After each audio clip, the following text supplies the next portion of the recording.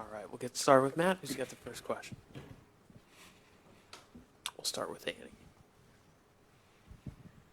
Thank you. Going with the same roster as the Wild Card Series, what allows you to feel good still about having 11 pitchers and 15 hitters? Well, a lot of things. I mean, the off days play a big part of that. We also feel good about our starters, and we feel like as long as we can have as much versatility on the bench as we can with the pinch running, pinch hitting, defensive versatility, all those kinds of things, we have to play that way.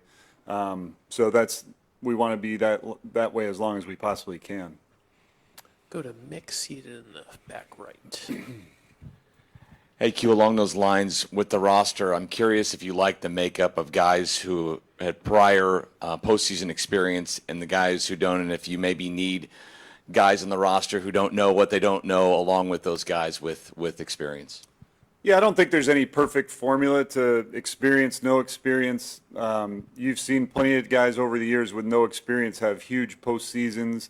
The way our guys performed in Baltimore, the majority of those guys did not have any experience. Now, we have a lot of guys in that room that do. Obviously, Salvi's out there every pitch. But even the guys that aren't active with Will and Strat, we've had Frazier's had a big influence on things here, Renfro. So we do have that blend, but I don't think there's any one formula for it. And we'll go to Bill in the second row. 1 second, Bill.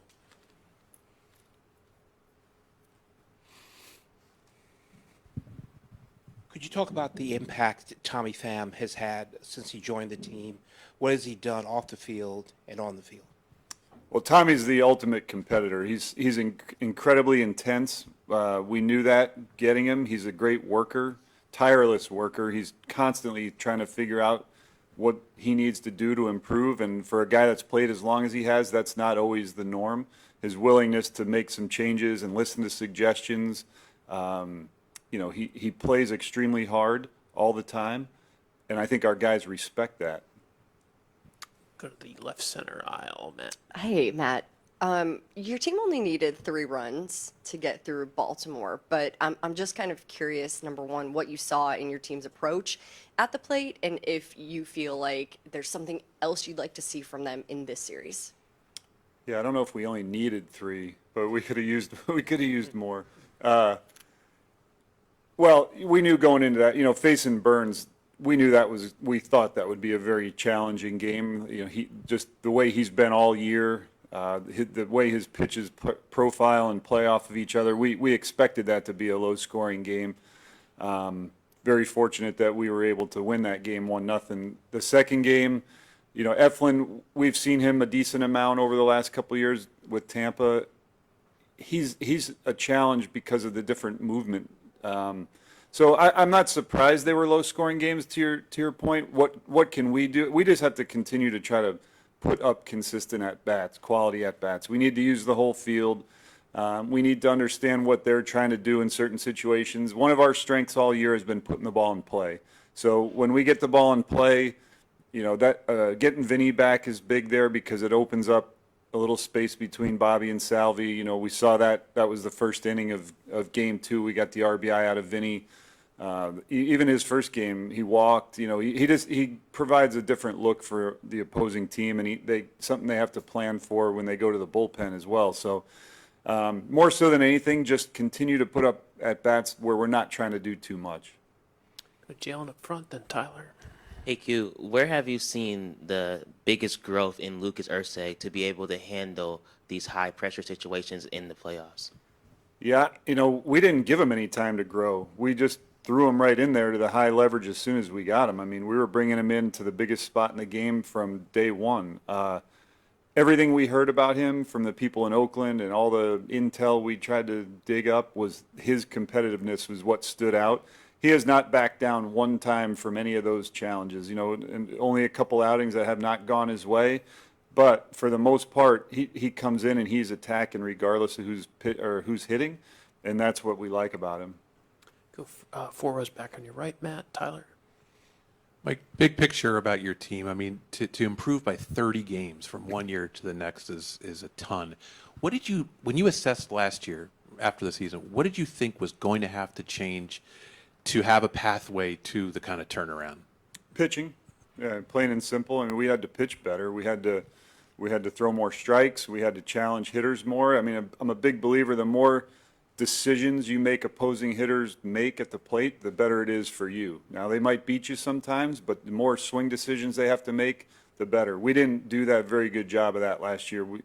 We walked a lot of guys. We got behind in the count a lot. This year, it's been a lot different, and I think that's the biggest change. Stay there with Rustin. Q, you've got 3 guys in the bullpen that can really give you length in Lorenzen, Singer, and Lynch. But it's obviously a short series, though. Can those guys go short too, or is how do you see deploying them? Yeah, absolutely. Yeah, I mean, Lorenzen had been coming back off the hamstring, so last couple outings were 2 innings for him.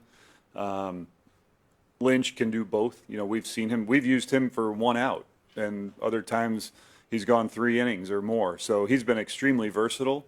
And Brady clearly can give us the length, but at the same time, we know in the right situation, we get a couple righties or a good spot in the order for him, he can go in there and blow it out and be as good as tough as any righty. Other questions for Matt? We'll go back to Annie. Just kind of along those lines, they haven't pitched in a little bit, those 3 guys you were talking about. How have they kind of stayed ready, and do you feel pretty good about them going into this series? Yeah, absolutely. I think the rest was actually a good thing for Lynch and for Lorenzen. Lorenzen, because of the hamstring, Lynch, we put a big workload on him these last few weeks. I mean, he was throwing 2+, 2 days off, 3 innings, 2 days off. So we asked a lot of him, and that was a big role change for him after starting all year in AAA. So I think this rest is really good for him. 2 rows behind Matt. Same stuff. Just a quick one on Bobby. So when you guys were here recently, he had mentioned that he's been able to just be himself, just be Bobby, and that's allowed him to have the success he's had. But if you had to pick something tangible that you've seen him elevate his game or to be able to have that success, like what would you pinpoint as something tangible? Well, I mean, on the defensive side of the ball, he's improved immensely, especially going to his left. He's worked extremely hard on that. He's always been really good to his right. So I know how much work he put into that in the offseason and continues to put in throughout the year. On the offensive side of the ball, I mean, we've seen some stretches from him this year that are just otherworldly, 9 for 12, a few homers, like those kinds of things. And I think when he gets into those stretches, it's because he's kind of what he said, being himself. He's not trying to swing at every pitch. He'll take a walk. He'll understand what the pitcher's trying to do, and then he slows the game down a little bit for him. When he gets going a million miles an hour and tries to do too much, he gets out of his game a little bit. Go to Ron up front, Matt. Reagan's mentioned the Today T-shirt he talked about. Why was that the right message for this group? I don't know. It was not intentional. It wasn't this group, actually. It was last year. It was at a point in the year, sometime in August, we were also Rands and really scuffling. And I just I felt like the mindset of a lot of those guys had turned to what they could do in the offseason or what they would do next year. And I didn't want the last 2 months of the year to be that, looking forward to the next year. I said, there's very little that's guaranteed in this game as well as in life. So you're here now. Seize your opportunity today to start making those changes. You got nothing to lose. There's nobody that's guaranteed to be here next year. So don't wait. And I guess certainly wasn't intentional, but I guess in the course of that meeting, I said today a bunch of times, and as clubhouse managers like to do, they seize something and make a T-shirt out of it. So that was not an intentional thing or on my part to come up with a mantra or whatever. But I mean, I try to live that way, and I think that I think our guys embrace that and understand that there is no reason to think about the future until you take care of the business right in front of you. Do you remember what series that was? I don't want to say for sure, but I think we were getting ready to play Boston, or we were in a series with Boston at home. Thank you. Go to Tyler back in the 4th row.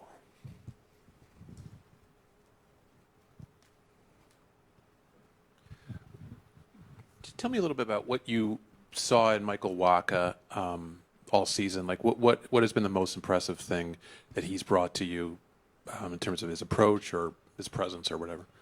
Well, that's an easy one for me. I mean, I've said this a million times. He is the most dialed in pitcher I have ever been around when he's not pitching. He is like, he's into every pitch. He's high-fiving guys for keeping the double play in order, for taking an extra base as a runner, for a big strikeout with the bases loaded, a pitcher. He is into every single pitch. And that intensity and that understanding of the game spreads throughout the team. And he means it. It's genuine. Now, what he's done on the field has been really remarkable. I mean, the only starts he missed were he got hit with a ball in the foot. He's extremely diligent about his prep and his arm care and all that kind of stuff. So we know he's dependable. We know he's done this. He's been through it. He understands he's going to have some ups and downs, but he doesn't waver in his approach, his intensity, his ability to turn the page from a good outing or a bad outing. He's really the consummate pro. We'll go back to Annie. When you're looking for a lefty at the top of the lineup, what do you like about Massie up there, and what kind of spark has he brought when you've put him up there? Well, we think Massey's one of our best hitters, so we're going to try to get him as many at-bats as we possibly can. We understand that not every matchup is ideal, regardless of where you have guys in the order, but he can still go first to third. He can, work the count. He can hit the ball hard. He can hit a homer. We just want to get him as many at-bats as we can while keeping some of the handedness and those kinds of things balanced out. A couple last ones, Jalen. Q, how impactful has Uli Gurriel been, not only at first base, but in the middle of the lineup, now that you have Vinny back, to add a little bit more protection before your top three? Yeah, he's shown really quality at-bats from day one. It took him, he was in AAA all year. He was coming off the injured list when we got him. So I feel like he was trying to feel things out a little bit. But, I actually looked it up yesterday. He played in like 80-something postseason games, which is incredible. And to have somebody that's slow heartbeat, he moves around at first base extremely well. The guys have been gravitated to him as a person. He's very calm, but he's also very, focused on what he needs to do. It's a very good feeling. One last one for Matt. All right, Matt. Thanks so much. All right, We'll see you thank you. later.